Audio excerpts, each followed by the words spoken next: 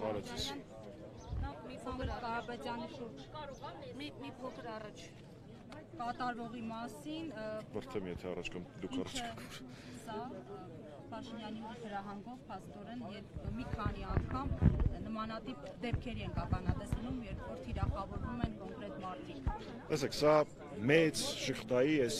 7 տարիների ընթացքում ապօրինությունների ու իրավապահ համակարգի որպես գործիք օգտագործման քաղաքական հակառակորդների դեմ եւս մեկ արար է, պարզապես ինչ է փոխվել։ Առաջ ինչ-որ փորձում էին կոծկեին, ինչ-որ ներկայացնեին իբր իրանց հրահանգը չէ։ Հիմա ուղիղ, նույնիսկ երբեմն եթերով հանձնարարվում է հետապնդում սկսել այս կամ այն հայրենասեր գործի նկատմամբ։ Մանավանդ ֆիքսենք, որ այն արտահայտությունը, որ եկեղեցու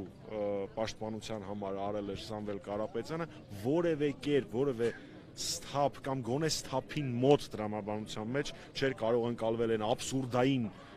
հոդվածով, որը փորձում են այս պահին կարել Սամվել Կարապետյանի հանդեպ։ Գիտեք, այս տարիների ընթացքում շատ են եղել դեպքեր, երբ մարդիկ փորձում էին ասել դե այս պարագայում էսպես չի, այս պարագայում էսպես չի, այս պարագայում ինչ-որ իշխանության հետ կապված խնդիր կա եւ այլն։ Այս պարագայում հո միանշանակ է, որ Սամվել Կարապետյանը եկեղեցունի պաշտպանություն հայտարարության համար ենթարկվում է այն հետապնդումների, որոնք մեկնարկել են 3։ Չնայած ես չեմ կարծում, որ Կարապետյանների ընտանիքի համար դրանք հետապնդում են կամ առհասարակ որևէ հայրենասերի հնարավոր է վախեցնել նման գործողություններով։ Ասում եմ, որ ամենևին հայտարարությունները պատճառ չեն, ինքը հիբրիդային անվտանգության հարցեր լուծում, նաև այս համատեքստում եւ հանուն Հայաստանի պետականության է պայքարում, մի քանի անգամ պետականություն բառը շեշտելով այդ պայքարը ավելի է իրատեսական Փաշինյանի կողմից դառնում։ Սա նույն տրամաբանությունն է, որ իրենք 7 տարի խոսում են ինքնիշխանության մասին, ու այդ սուվերեն տղաներն ու աղջիկները արել են այնպես, որ Հայաստանի Հանրապետությունը այլևս չի հանդիսանում սուբյեկտ միջազգային հարաբերություններում եւ փաստացի դարել է օբյեկտ, առանց մեծ որոշումներ են կայացում։ Ես չեմ կարող զուգահեռ չտանել այն դեպքի հետ, երբ ինքը փորձում էր ասել մենք Ադրբեջանի պահանջով չեն սահմանադրություն փոխում, բայց մի քանի ամիս հետո սկսեցին սահմանադրական փոփոխությունների գործընթացը։ Հիմա էլ ասում է, թե իբր Փաշազադեի կոչով չի հայ առաքելական եկեղեցու դեմ արշավը սկսել, բայց փաստացի մի քանի օր տարբերությամբ կատարում է Փաշազադեի հրապարակային հրահանգը, այնպես որ իրենց ասելուն ոչ մեկ չի նայում։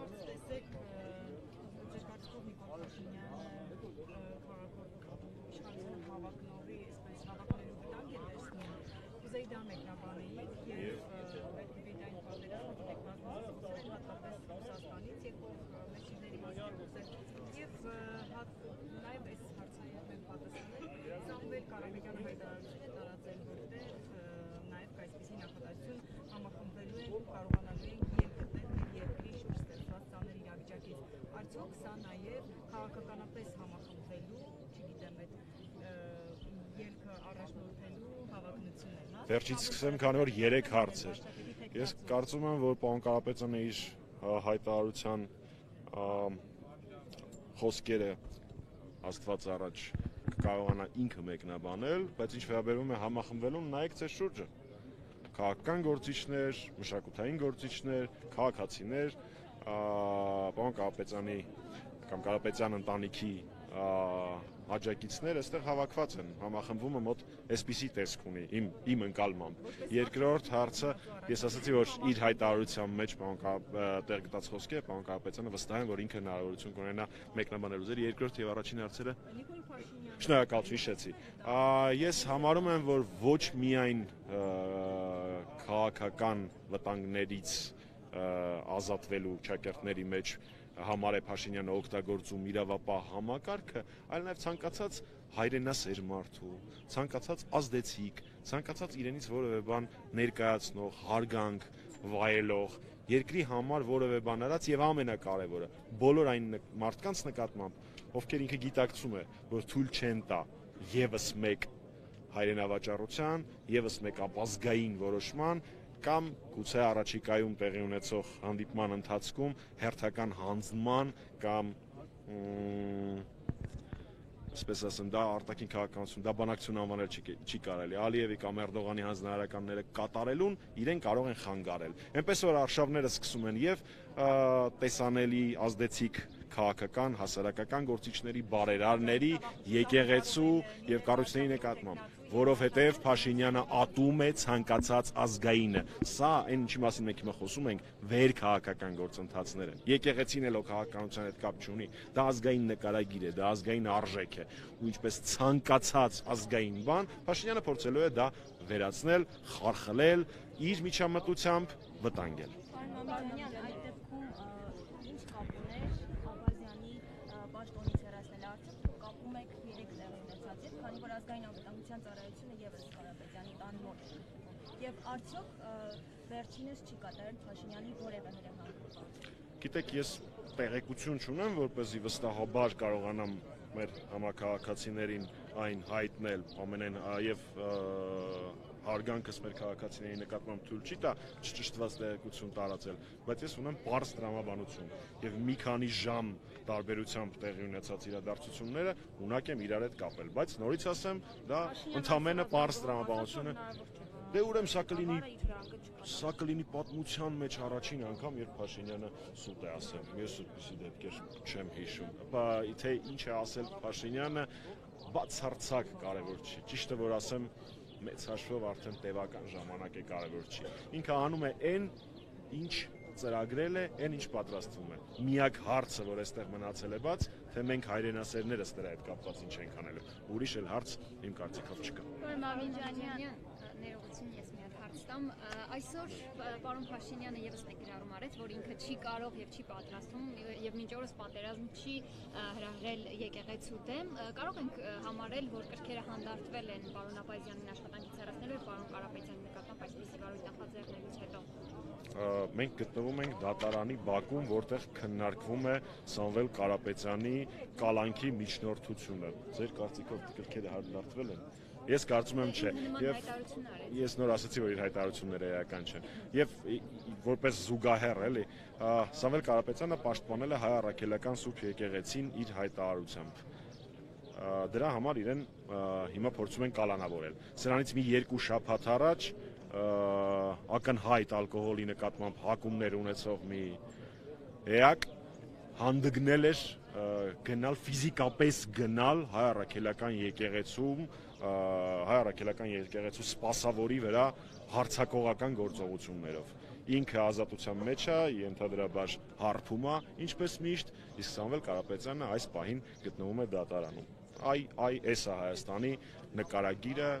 երկու նախադասությամբ։ Պարոն Մամիջանյան, ինչ սպասել Անկարայում տեղի ունեցող հանդիպումից եւ արդյոք պարոն Փաշինյանը Արցախը հանձնեց, արդյոք նա գնում է Անկարա հանդիպման, որպեսզի Սյունիքն էլ հանձնի։ Եթե կարճ պատասխանեմ ձեր հարցին, ապա ոչ մի լավ բան։ Առհասարակ, երբ որ Փաշինյանը մասնակցում է որևէ միջազգային հանդիպման, թեկուզ Հոնդուրասի հետ, ինքը տարբերակ կգտնի հող հանձնելու։ Վարկյան անգամ չկասկածեք Փաշինյանի հողահանձնության ունակությունների վրա, այս եթե կատակով։ Իսկ եթե լուրջ, ապա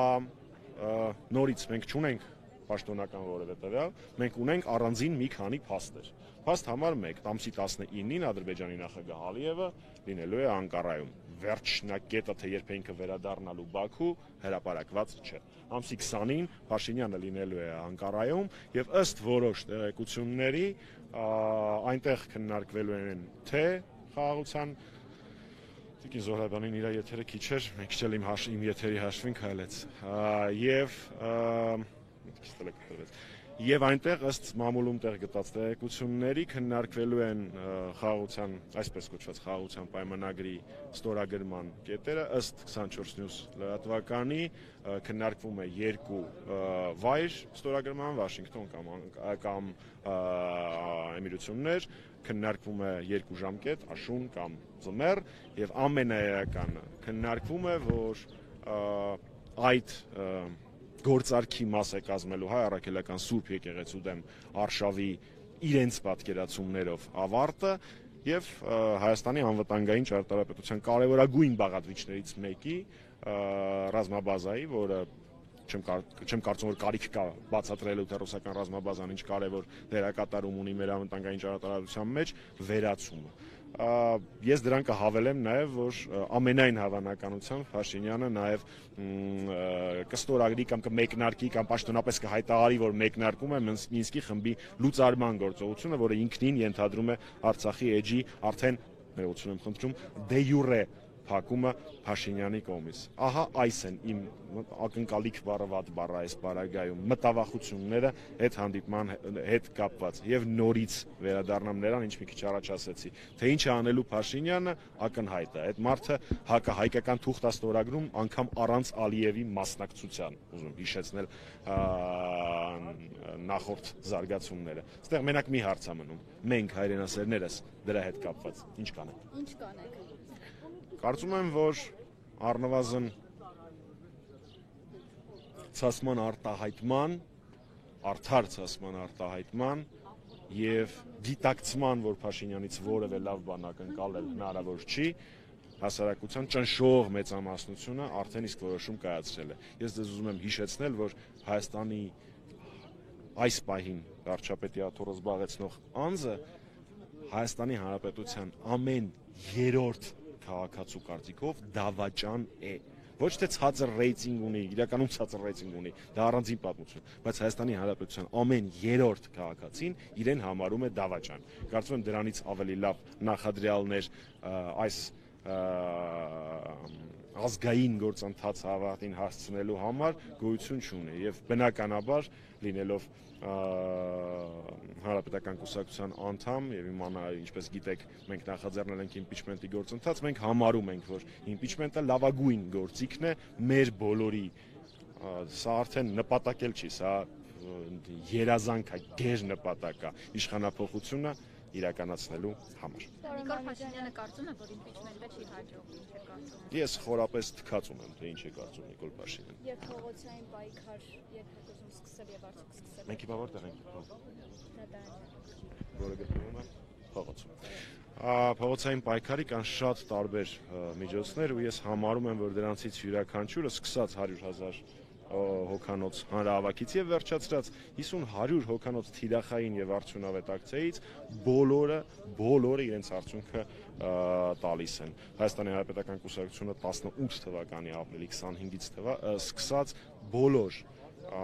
իրական ընդդիմադիր գործընթացներին մասնակցել է իր ուժերի ներածից մի փոքր ավելով եւ նույնը մենք պլանավորում ենք անել եւ հաշվի առնելով ընթացիկ գործընթացները նաեւ այս անգամ ավելի նախաձեռնողական կեցվածքով, ասես ձևակերպել։ Շնորհակալ եմ։